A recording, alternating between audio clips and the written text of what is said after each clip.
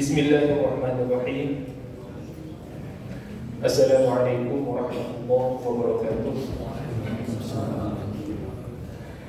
Innal hamdalillah nahmaduhu wa nasta'inuhu wa nastaghfiruh wa na'udzu billahi min shururi anfusina wa sayyiati a'malina.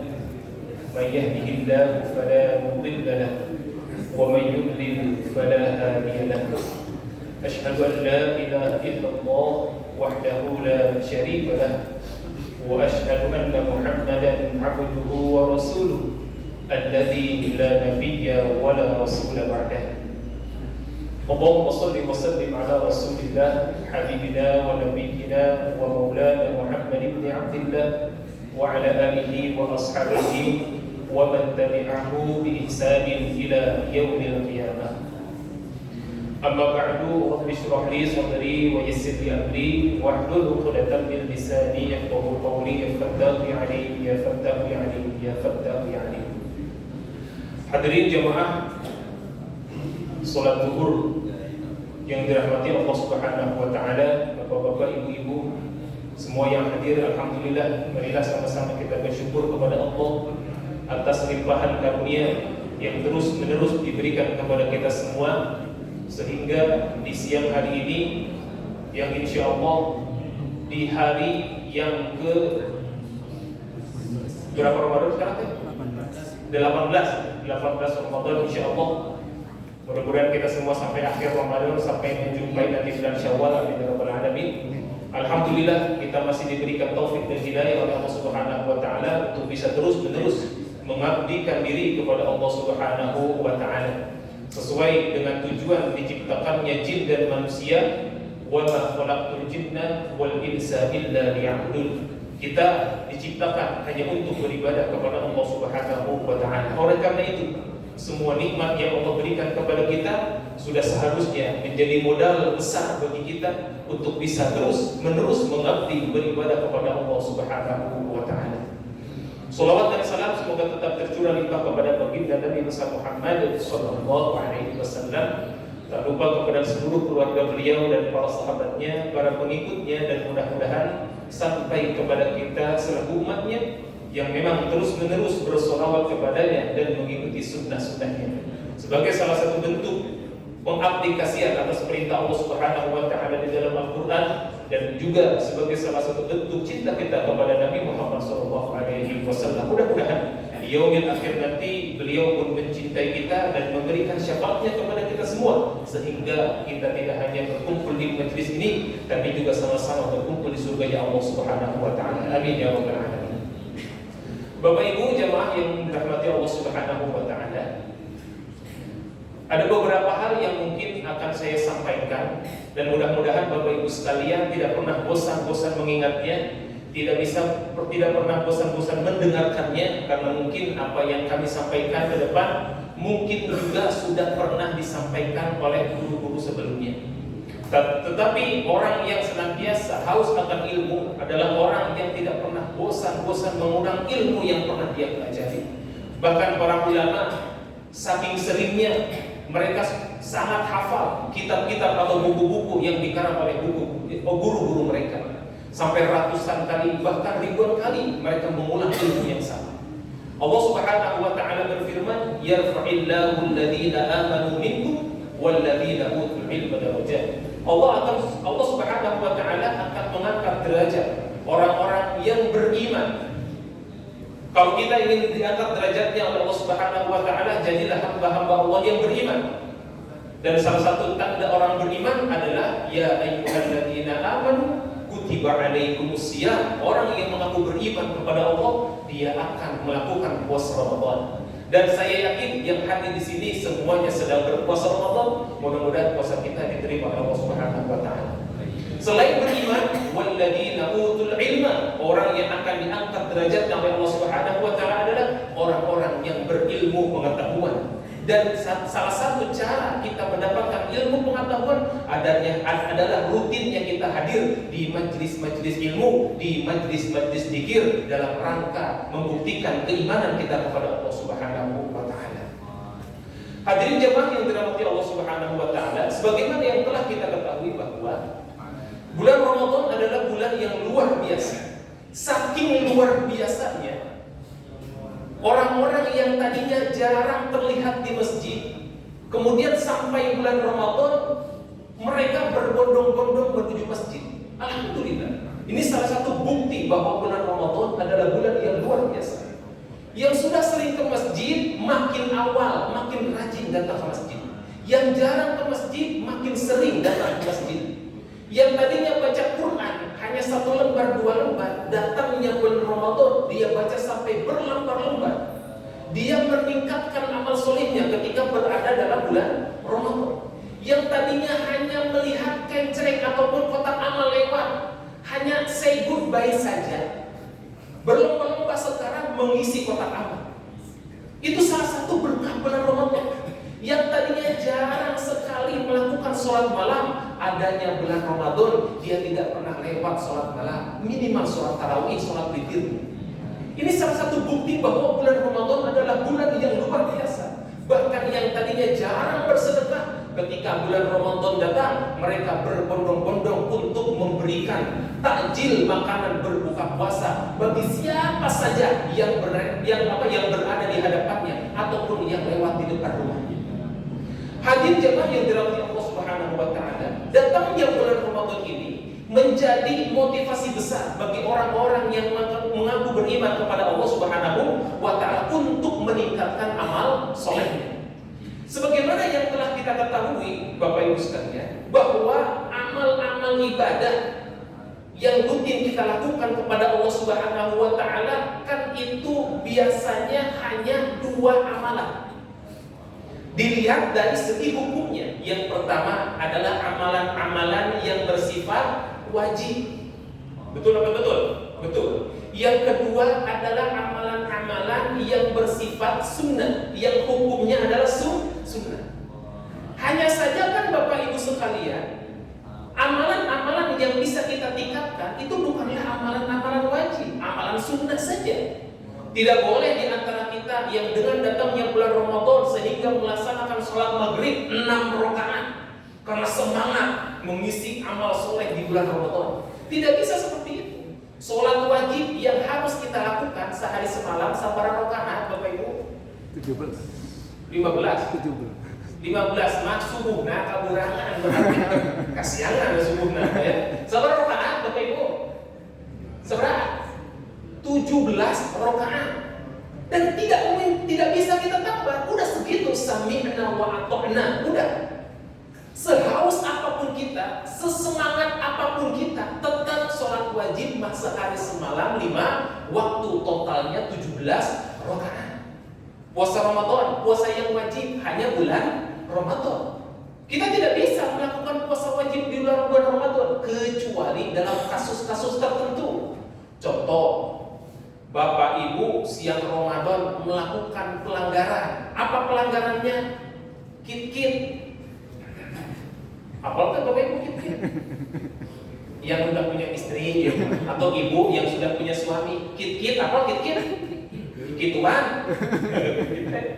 Di siang Ramadan padahal dirinya termasuk salah satu hamba yang wajib berpuasa pada hari itu. Maka dengan kesadaran dia melakukan hubungan itu, maka baginya mendapat denda kafarat. Apa kafaratnya? Pertama, memerdekakan hamba sahaya. Kalau sekarang hamba sahaya tidak ada, berarti berpuasa 2 bulan berturut-turut, 60 hari, 2 bulan berturut-turut. Hari ke-59 batal, pulang deh hiji.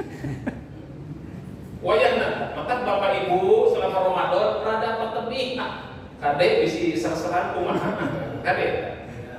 Kalau tidak sanggup bersedekahlah kepada 60 orang fakir miskin. Ini puasa wajib yang awalnya ada sebab, karena kita melanggar, atau ada puasa wajib karena melanggar sumpah, ya kan? Atau melanggar janji dan lain sebagainya. Itu puasa-puasa wajib yang sebetulnya tidak ada, tapi karena kita melanggar, kemudian ada diwajibkan kepada kita. Tetapi hakikatnya yang benar-benar wajib hanyalah puasa Ramadan. Tidak ada lagi selain itu. Kemudian yang wajib berikutnya adalah zakat. Betul ya? Kemudian apa lagi yang wajib berikutnya? Ibadah Haji wajib atau sunnah Bapak Ibu? Wajib bagi. Haji wajib atau sunnah? Wajib bagi yang mampu. Haji wajib. Yang sunnah apa? Umroh. Yang wajib haji bagi yang mampu. Syarat wajib haji bagi yang mampu. Berarti bagaimana caranya supaya haji itu tidak menjadi wajib? Jadilah orang yang tidak Mampu. kira-kira ulangi. Haji kan wajib bagi yang mampu. Nah, bagaimana caranya supaya haji tidak wajib? Jadilah orang yang tidak mampu. Iya benarnya yang tidak mampu ya. Mau Bapak Ibu jadi orang yang tidak mampu? Tidak mau ya minimal meskipun kita belum mendapatkan kelebihan rezeki untuk menunaikan ibadah haji, niatlah di dalam hati. Mudah-mudahan Allah mengabulkan dan mengundang kita ke Baitullah. Amin ya rabbal alamin. Nah, Bapak Ibu sekalian yang dirahmati Allah Subhanahu wa taala, dari berbagai macam amalan wajib ini kan semuanya tidak bisa kita tambah. Yang bisa kita tambah hanyalah amalan-amalan sunnah. Kita ambil saja satu contoh, amalan yang memang rutin sekali kita lakukan, yakni apa? Sholat sunnah, Bapak Ibu. Sholat apa? Sholat sunnah bisa kita tambah, ya. Dan yang perlu dipahami, Bapak Ibu sekalian, sholat sunnah itu kan macam-macam. Nah, ini mungkin kalau ada yang sudah tahu, alhamdulillah. Tapi kalau belum tahu ya, mungkin ini ilmu baru dan bisa kita amalkan dalam kehidupan sehari-hari. Artinya apa? Sholat sunnah yang mungkin rutin kita lakukan itu semua mempunyai derajat, mempunyai lepel-lepel, cek zaman di nama, mempunyai naon? Lepel-lepel, pun makan ladak teh misalnya mie gocoan, lepel hiji, lepel dua, macam-macam. Lah sholat sunnah dia lepel-lepel. Artinya ada yang paling utama, ada yang sedang sampai berikutnya. Dijelaskan dalam kitab Al-Minhajul Qawi yang dikarang oleh Al-Imam Ibnu Hajar Al-Haytami, beliau menjelaskan maratibus sholat di sunnah. Ada tingkatan-tingkatan derajat sholat sunnah. Sekarang saya mau tanya Bapak Ibu sekalian, sholat sunnah yang paling utama, sholat sunnah apa? Jawab. Tahajud, rawatib. Nah, Pak, sholat sunnah yang paling bagus, duha mana iwai. Duha mana sholat teh? Tiun, apalagi tiun? Duha mantap, yang utama itu bagusnya.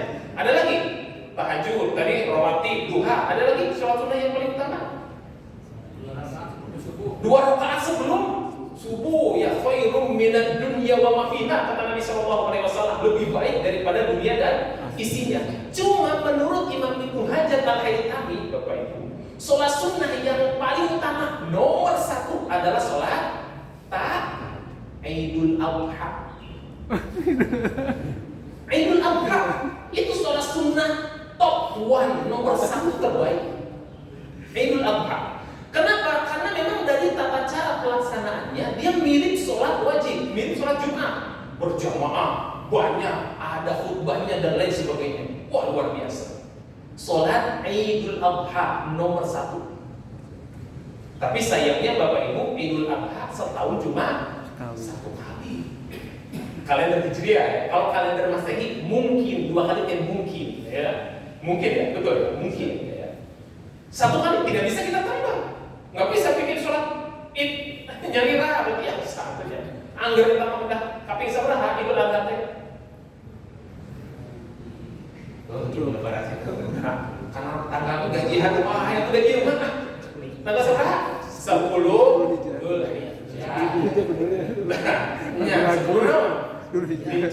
Ramadan. Yang kedua, sholat sunnah yang paling utama setelah Idul Adha baru sholat Idul Fitri.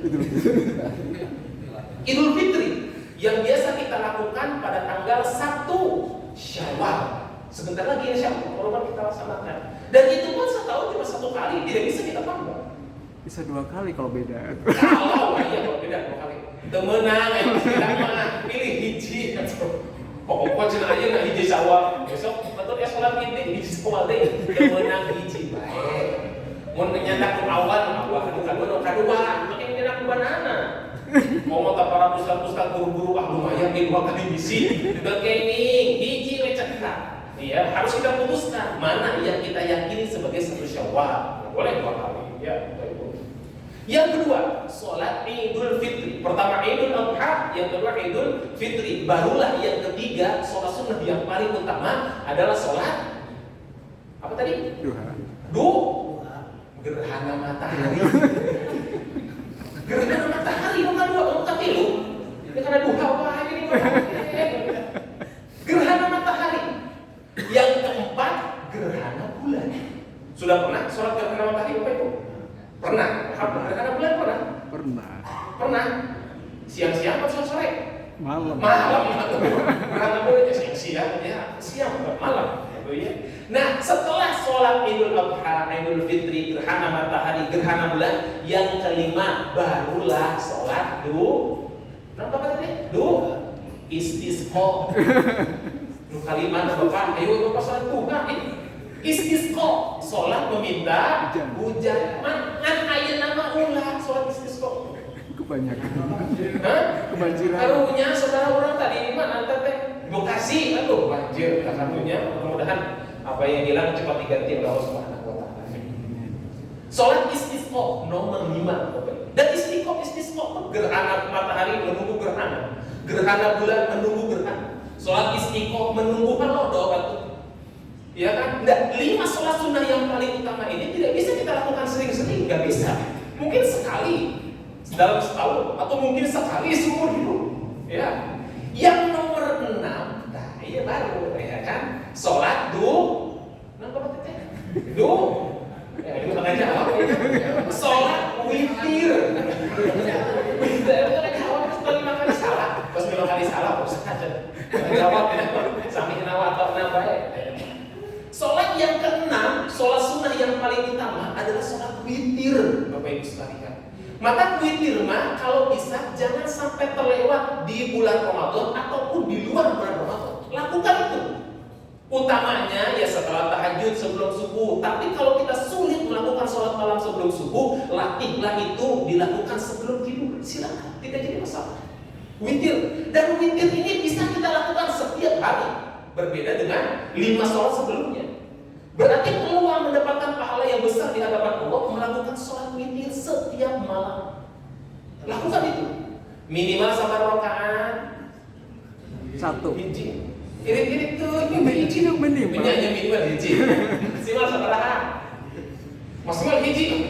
Maksimal 11 dalam riwayat. Mangga eta mah hatun dipilih bade 3, 5 mangga silakan. Ya minimal sabaraha? 1. Hiji dong bilas Bapak Ibu. Eta. Nomor ke-6 sholat witir. Barulah nomor ke-7 sholat jawab dari ini dong. Sholat nomor ke-7 sholat sunnah rawatib Bapak Ibu sekalian. Yang derajatnya itu derajat muakkad dalam mazhab Syafi'i. Mana itu sholat rawatib yang derajatnya muakkad? Sholat rawatib yang jumlah totalnya ada 12 rakaat. 12 rakaat. Dalam riwayat lain 10 rakaat yang kita tahu. Pertama 2 rakaat sebelum subuh. Yang kedua 4 rakaat sebelum zuhur. Dalam riwayat lain 2. Maka bisa 10 12 itu bedanya di qobliyah zuhur. Ba'da zuhurnya 2. Ba'da maghribnya 2. Ba'da isya 2. Total 12 rakaat salat sunnah rawatib yang masuk dalam derajat muakkad dalam mazhab Syafi'i. Itu level 7 Bapak Ibu. Termasuk qobliyah subuh level 7 maksudnya menurut Imam Ibnu Hajar Al-Haythami. Yang ke-8 baru salat apa? Sholat sunnah rawatib lagi yang derajatnya ghair muakkad dalam mazhab Syafi'i. Yang mana itu? Yang jumlahnya 10 rakaat. Mana saja 2 rakaat ba'da zuhur. Tambah lagi. Tadi kan 2 rakaat ba'da zuhur, itu yang muakkad. Tambah lagi 2 ghair muakkad. Kemudian qabla asar yang biasa menunaikan 4 rakaat. Kemudian qabla maghrib 2 rakaat, qabla isya 2 rakaat. 10 rakaat, tapi banyak di antara kita yang tidak mengamalkan itu. Ya tidak jadi masalah, enggak apa-apa gitu. Dan ini masuk level 8. Level Anda sholat taraweh. Jadi sholat taraweh level berapa Bapak Ibu? Level 9 sholat taraweh itu.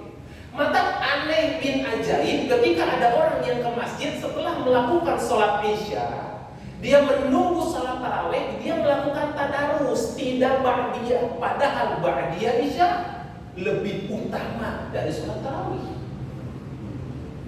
Ada yang baru tahu? Tak, baru tahu ya. Untung hadir kasih aja. Hadir, baru kan lumayan. Nah, lumayan, ya. Jadi nanti mah pastikan ba'diyah isya dulu, kemudian mangga tadarus, kemudian sholat tarawih. Karena apa? Derajatnya beda. Ba'diyah isya nomor 7, yang tarawih itu nomor 9. Dan tarawih ini semakna dengan sholat-sholat malam lainnya. Seperti apa? Tahajud atau qiyamul lail. Sama. Ya. Kemudian yang ke-10, tanam kayak Bapak sholat duha. Duha nomor 10 Bapak. Ini Bapak nomor hiji. Duha kan Bapak Ibu kebagi tilu. Nah sekarang tilunya juga. Duha kan kebagi 3. Yang pertama awal duha yang biasa kita sebut sebagai syuruk. Yang kata Nabi pahalanya seperti haji dan umrah sempurna. Syaratnya gimana? Subuh berjamaah di masjid. Setelah berjamaah, zikir sampai matahari terbit, taklim sampai matahari terbit, baca Quran sampai matahari terbit. Pokoknya lakukan amal soleh sampai matahari terbit. Ketika sudah matahari terbit, jangan langsung sholat, karena pas matahari terbit adalah waktu Arab sholat. Kecuali ada sebab. Nah sebabnya belum sholat subuh. Teman tak yang waktu haram, kudu sholat. Tak yang waktu haram, kudu sholat. Gak berangan itu teman kayaknya. Jenazah misalnya ada yang meninggal dunia, sholat jenazah boleh. Tapi kalau sholat yang tanpa sebab, pas matahari terbit itu tidak boleh. Tunggu 10 sampai 15 menit setelah waktu terbit, barulah sholat 2 rakaat yang kata Nabi pahalanya seperti haji dan umroh sempurna. Kemudian isyraq ya. Kemudian ada pertengahan duha yang pahalanya mensodakokan semua anggota badan. Kalau masalah tiun Bapak, duit ya, sholat duhanya ada akhir. Itu untuk mengundang rezeki, mengundang keberkahan dari Allah Subhanahu wa Ta'ala. Nomor seberapa duha teh Bapak? Nomor 10. Hiji Bapak. Dan masih banyak lagi sholat-sholat berikutnya Bapak Ibu sekalian. Yang ini bisa kita amalkan. Jadi ketika ada sholat yang mungkin 2 waktu itu dia berbenturan dan kita hanya memiliki waktu sedikit, kita bisa memilih sholat yang paling utama. Contoh, kita ke masjid, kita habis wudu ya. Berarti kan tahiyat masjid, syukrul wudu itu kan 10 lebih dari 10 besar. Ya, dia 11 ke sana. Belum nanti sunnah-sunnah tawaf, sunnah-sunnah ihram, ada sunnah hajat, ada sunnah istikharah dan lain sebagainya. Berarti kan di setelah 10 besar. Ketika kita cuma punya satu pilihan antara qobliyah zuhur, misalnya tahiyatul masjid ataupun syukrul wudu, kita kan bisa milih qobliyah. Karena itu lebih utama. Kan seperti itu. Jadi dengan adanya ilmu seperti itu kita bisa memilih dan memilah mana yang paling utama. Kalau waktunya longgar, silakan kerjakan semuanya. Tapi kalau waktunya sempit, pilihlah salah satunya saja yang menurut kita paling utama.